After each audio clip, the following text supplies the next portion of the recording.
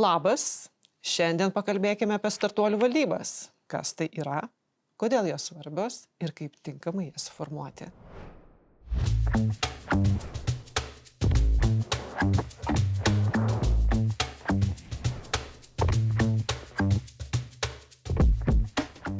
Aš esu Daiva Rakauskaitė, rizikos kapitalo fondo valdymo įmonės Aneli Capital steigėja ir partnerė.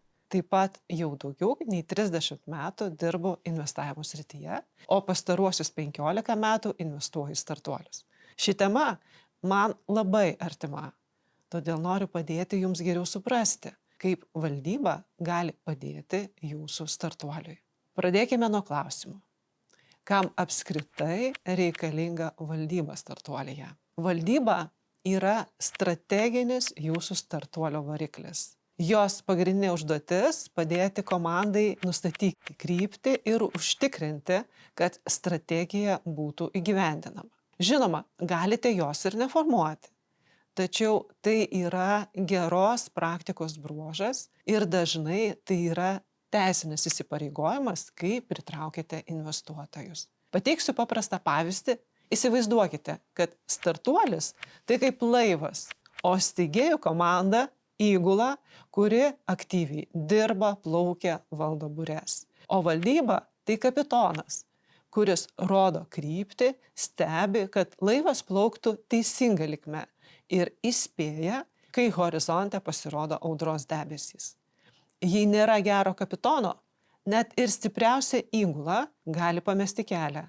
Taigi gera valdyba tai jūsų startuolio strateginis kompasas. Tikrai gerai suformuota valdyba gali realiai padėti judėti pirmyn. Tačiau ne viskas taip paprasta.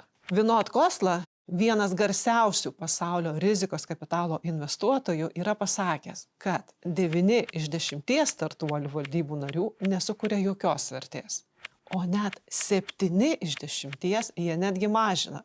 Tai ką tai reiškia? Tai parodo, kokia svarbi yra tinkama valdybos narių paieška. Ir ją formuojant reikia būti labai išmintingiems. Ankstyvoje stadijoje, pirmaisiais veiklos metais, valdyba dažnai įsitraukia į kasdienius klausimus.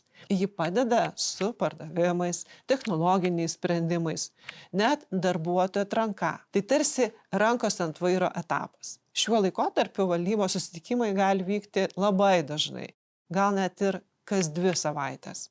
Kai startuolis pradeda generuoti stabilias pajamas, valdyba pereina į strateginių klausimų sprendimo etapą. Kaip išplėsti rinką, kokie turėtų būti ilgalaikiai įmonės vizija. Šiame etape valdyba tampa daugiau kaip mentoriai, padedantys komandai planuoti kitus žingsnius.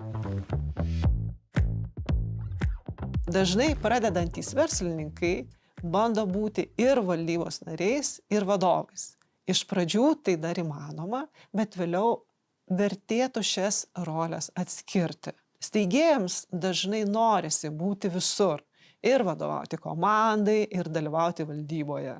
Iš pradžių tai gali veikti, bet ilgainiui tampa iššūkiu, nes jei pats nusistatai tikslus, juos vykdai ir vertini savo darbą, tuomet o kurgi objektyvumas? Todėl valdyba turėtų būti nepriklausoma ir objektyvi. Todėl siūlau, rinkitės vieną rolę. Arba vadovauti komandai, arba būti valdybos dalimi. Valdybą vertėtų sudaryti iš nepriklausomų, patyrusių žmonių, kurie gali objektyviai vertinti jūsų darbą ir padėti augti. Pirmas patarimas – nesirinkite draugų.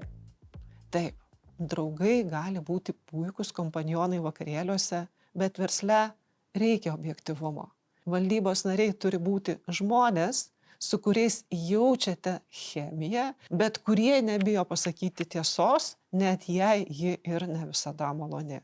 Tai turėtų būti žmonės, su kuriais lengvai bendraujate, kurie gali jūs įkvėpti ir būti mentoriais. Iš tokių žmonių tarpo rinkitės profesionalus, turinčių specifinių kompetencijų, kurių jūsų komandai ir trūksta. Pavyzdžiui, jei jūsų startuolis dirba su dirbtinio intelekto technologijomis, valdyboje turėtų būti bent vienas žmogus puikiai suprantantis šias technologijas. Ir jei tai yra žmonės, su kuriais jaučiatės gerai, kurie gali jūs įkvėpti ir būti jūsų mentoriai, tai ne tik padės priimti geresnius sprendimus, bet ir leis valdybai sukurti realią pridėtinę vertę.